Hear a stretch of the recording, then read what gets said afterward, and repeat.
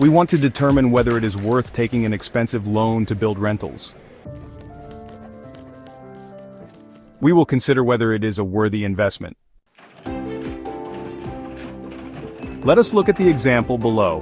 Morris took a $50,000 SACO loan at 14% per annum interest on reducing balance to build rental houses.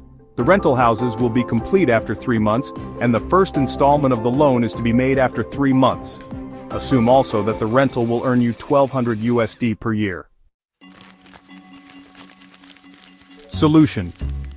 Let's evaluate whether Morris's investment is worthwhile by analyzing the $50,000 SACO loan at 14% per annum interest on a reducing balance used to build rental houses completed in 3 months with the first loan installment due after 3 months, and rental income of $1,200 per year.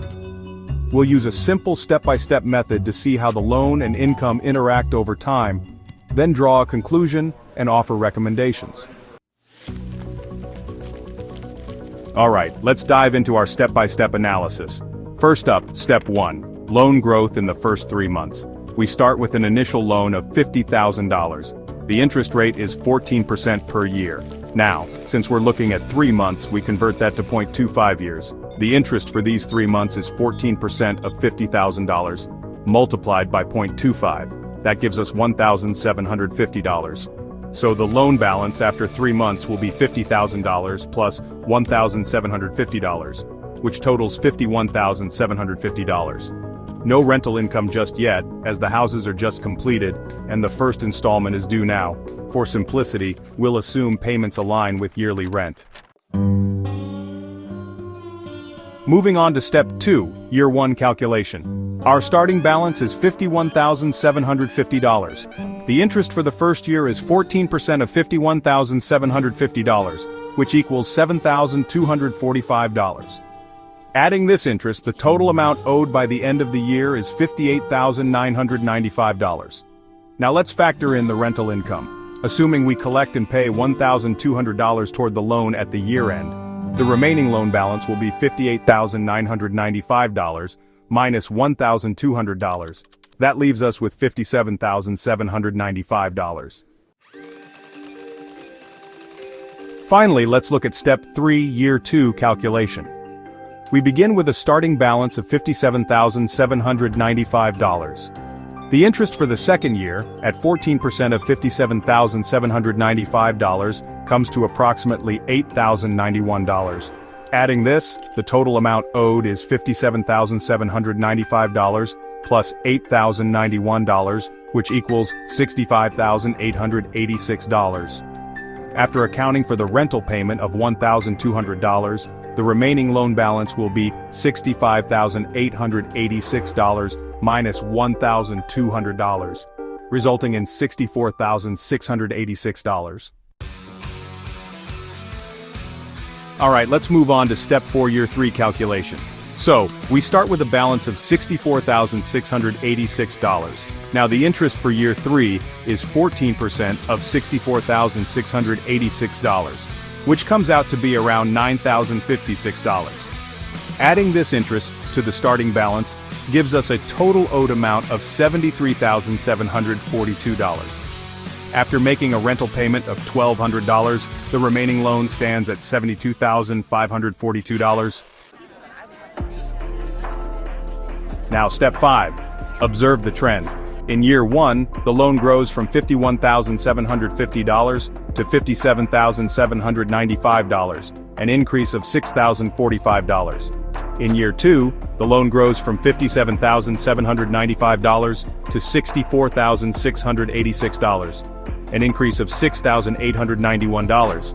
And in year 3, it grows from $64,686 to $72,542, an increase of $7,856. Each year, the interest, for example, $7,245, $8,091, and $9,056, far exceeds the $1,200 payment. So, the unpaid interest gets added to the principal, and the loan keeps growing. Moving on to step 6, long-term projection. After 5 years, continuing the same pattern in year 4, The loan starts at $72,542. The interest for that year would be $10,156, making the total $82,698. After the $1,200 payment, the remaining loan is $81,498. In year 5, the loan starts at $81,498. The interest for that year would be $11,410, making the total $92,908. After the $1,200 payment, the remaining loan is $91,708. After 10 years, the loan could exceed $150,000, essentially doubling every 7 to 8 years due to compounding unpaid interest. Step 7. Key insight. The $1,200 rental income is much less than the interest, for example $7,245 in year 1. The loan grows indefinitely because the payment doesn't cover interest, let alone reduce the principal. Conclusion. Is it a worthy investment? This investment is not worthwhile under the current conditions. Here's why. Loan growth. The 14% interest on the reducing balance generates $7,245 in year 1 alone, while the rental income is only $1,200. The loan increases by over $6,000 annually after the payment. No payoff. With only $1,200 per year, Morris will never pay off the loan. It will grow forever, reaching $91,708 after 5 years, and much higher later. No profit. Since the loan never decreases, Morris never earns a profit from the $1,200 rent. It's all absorbed by interest, and he still owes more each year. Financial risk. Morris could lose the rental houses if the SACO demands repayment or seizes assets due to default. For an investment to be worthwhile, the rental income should at least cover interest payments and ideally reduce the principal over time, leading to eventual profit. Here, the income is too low relative to the loan size and interest rate. Increase rental income. If the houses could earn $12,000 per year, for example by building more units or charging higher rent, the numbers change. Year 1, $51,750 plus $7,245 equals $58,995, minus $12,000 equals $46,995. Year 2, $46,995 plus $6,579 equals $53,574, minus $12,000 equals $41,574. The loan decreases and could be paid off in about 8 to 9 years, making it viable. Morris should assess if $1,200 is a typo or if he can realistically increase rent. Reduce loan amount. A smaller loan, for example $10,000 at 14%, has interest of $1,400 in year 1, close to $1,200. Additional funds or savings could make payments work. Lower interest rate. If Morris can negotiate a lower rate, for example 2 to 3% from a different lender, interest might drop to $1,000 to $1,500 annually, making $1,200 viable. Add personal funds. Paying more than $1,200 yearly, for example $7,000 from savings plus $1,200 rent, could cover interest and reduce principal, but this depends on Morris's finances. Reassess the project.